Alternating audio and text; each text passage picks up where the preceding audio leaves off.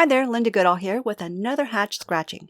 In this lesson, I'll show you how to design a motif fill, how to create a swatch chart, and why you want to have one. I've done a ton of motif runs over the quarter century I've been digitizing, but until I got Hatch, I really didn't have software that was any good at making motif fills. If you look at some of these swatches, you can see that no matter how complex the pattern, it conforms to the shape. And Hatch just whacks off the part that won't fit into the shape. Now these are squares, but it does the same thing on a complex shape. I couldn't do that in my professional software that I was using before.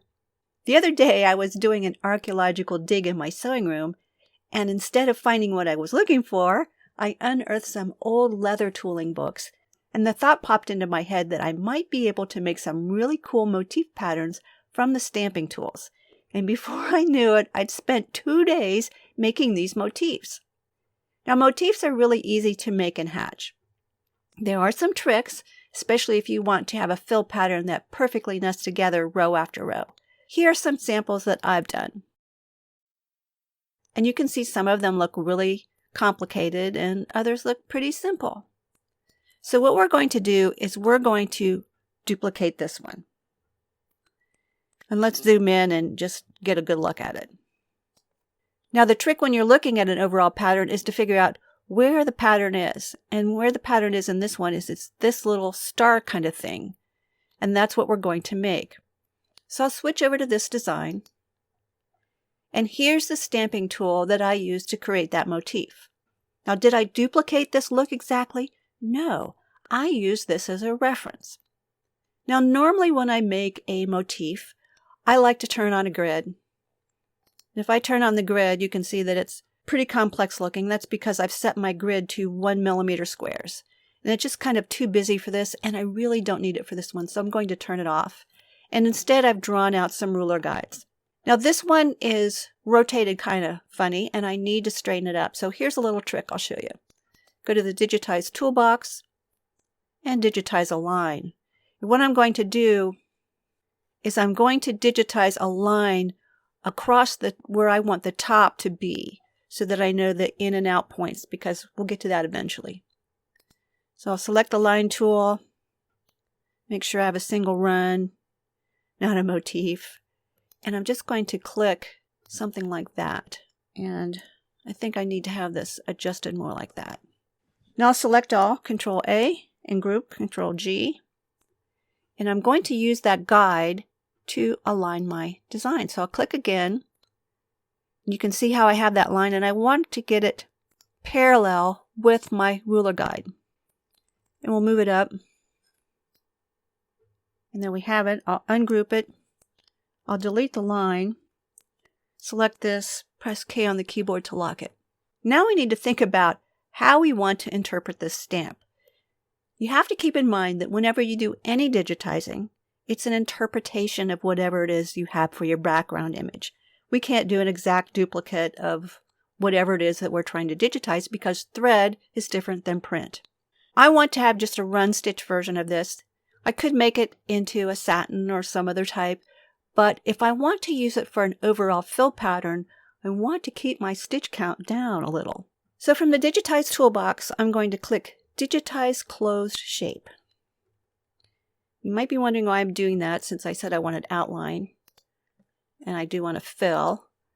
And I'm just going to create a shape here. And we'll change that to a fill. Turn on tree view so we can see what we have. And there we have it. Does it look like my design? No, it doesn't, does it? Now we're going to take advantage of some of the other tools in Hatch. So from the Create Layouts toolbox, we're going to do Circle Layout.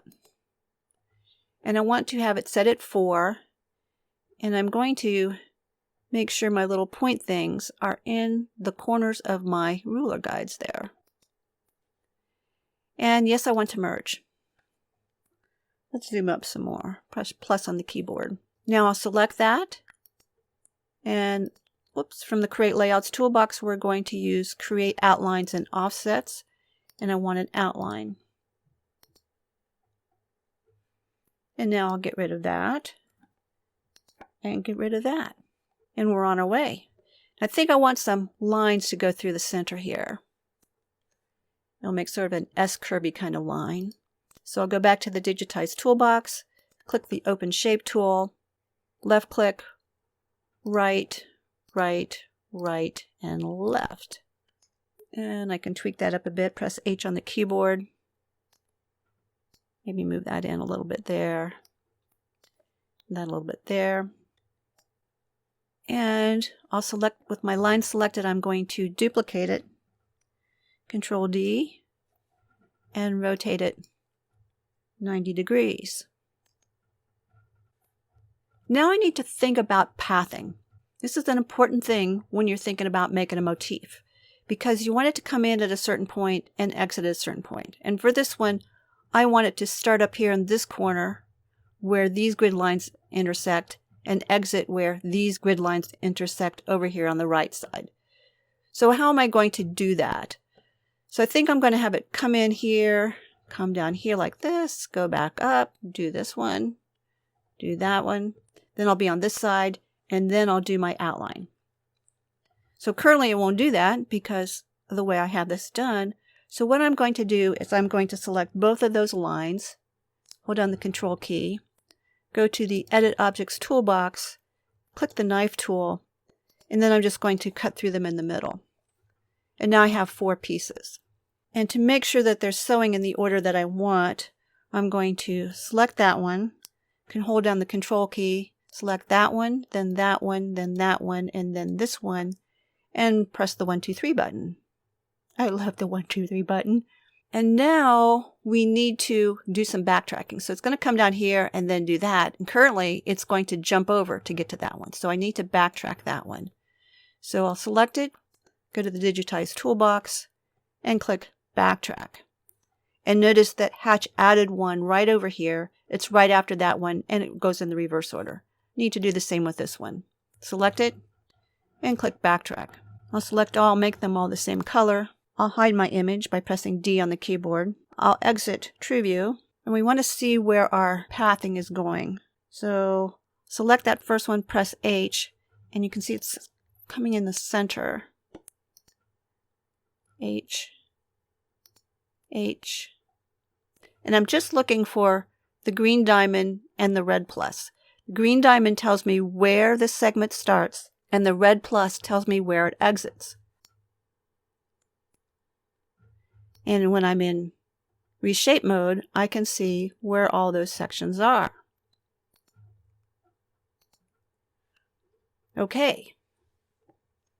So we're starting here, going down and coming back, down and coming back, going back out, and then we'll go around. Now we're ready to turn this into a motif.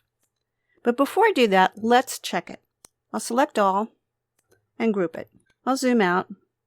And we'll kind of move our screen so we have some space. Then we'll go to the Create Layouts toolbox and choose Copy Array. And I'm going to choose, let's do 5 and 5. You can see I'm just lining those up, and we can get an idea of how our design is going to look. Looking pretty cool, huh? I'll undo that so I have my single motif back. Going to zoom in, press B on the keyboard, zoom up, get out of True View, and I want to really see what's going on up here. So I'm going to press B on the keyboard again and go up here. The next step is to make this into a motif. So I'll select all, Control A, and here is where precision is important. I'm going to click Motif up here on the context toolbar, and you're going to put this in a library. Now you can add it to one that you already have, or you can create a new one. We'll just create a new one called My Motifs. And we'll just give this one a name, Motif 01. Okay, now it's not in there yet. We have to add some reference points. So I'm going to click where I want it to start, right there. Then I'm going to drag over here, make sure my line is straight, and click there, and I get this message. Watch for this message, because if you don't get this message, your motif didn't go in there. And it's probably because you forgot to do the reference points. So I'll turn on True View again. We'll zoom out. Now we need to test our motif. So I'll just create a new document and I'll make a square. Go to the Digitize toolbox, click on the square. I'll make it a tatami, turn on tree view, click, and we'll just drag out something reasonably sized. Well, how big is that one? Oh, that's pretty good. So click on Motif. I'll go to my library, my Motifs. There's my motif. It's the only one in there. And there's our pattern. Now we can do all sorts of fun things. We can change its size. We can put it on an angle. We can have an alternating row. Now this one's not designed to do an alternating row kind of thing. We could try it and see what happens. So I'll say use alternate motif. And I could click the same one, or I could pick one from a different library. And then we'll come down here and we'll change the offset. See what happens if we do 6. And then we get sort of an interesting kind of look. So what I recommend doing is just playing around with these settings and see what happens. Now when you get something that you like, you want to save it. And here's why. Let's go back to my swatch chart. Here's the one I created. I'm going to zoom out some.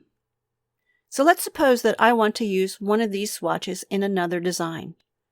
We'll just say this one. So I'm going to copy that, and I'll go over to my other design, and I'll paste it. Now it's somewhere out there on my screen, but I can see it right there.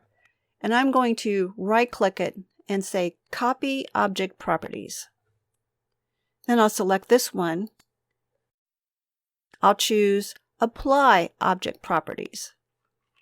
And now all those settings have been applied, and I don't have to remember what I did for the offsets and the size and all that other stuff. And then I can just delete this one. Now, in addition to all these settings down here that you have, you can do some other cool things. So here's the motif we just created, and I've just used some of the interesting effects on the Effects tab. So this one uses 3D Warp, Globe Out, 3D Warp, Globe In. This one uses the Florentine effect. If I press H on the keyboard, you can see the curve that I've used. And this one also uses the Florentine effect. And you can probably see that little S curve that I created to get my motifs to flow around in that interesting shape. Now if we go back to my swatches, and I'll zoom in some more, you can see where here I've used the same pattern and here's just offset. These two designs are the same motif pattern. I've just tweaked my settings. This one uses offset rows. This one uses offset rows plus 2 different patterns. And this one is really fun. I'll let you figure out how I did that one. Now you don't have to do just motif fills. We go to this design, zoom in. You can see where I have all these beautiful motifs, and these are all motif runs. And these are designed to look like Crazy Patch. And this is all Crazy Patch in the Hoop. There's a video on how to do Crazy Patch in the Hoop, plus a video on how to make these notebook covers in my YouTube channel. So check those out. I'll link to them below.